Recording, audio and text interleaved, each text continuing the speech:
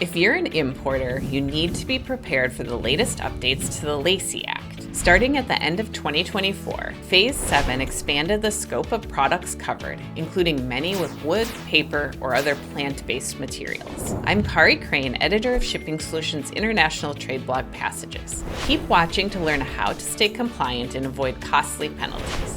But before I get started, make sure you subscribe to this channel so you don't miss any of our videos explaining the basics of exporting and importing.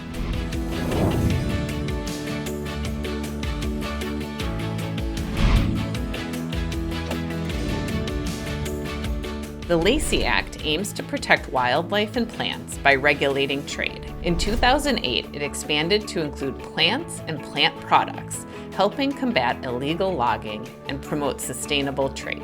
Why should you care? If you're importing any product containing plant materials, think furniture, paper, or even musical instruments, you may be required to file a Lacey Act declaration. Let's talk about the most recent update.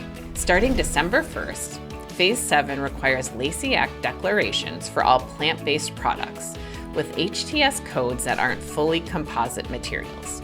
This means items like certain types of furniture, cork, and essential oils that didn't require a declaration before now will. Make sure to check the Federal Register for the full list of affected HTS codes.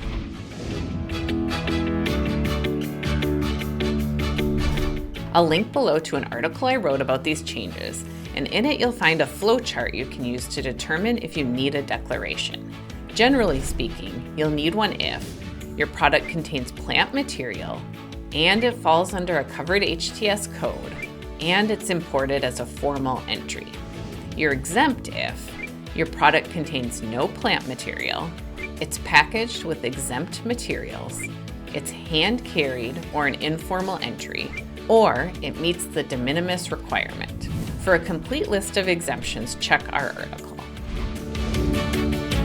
Filing is straightforward. You can submit your declaration electronically through the automated commercial environment or the Lacey Act web governance system. Prefer paper?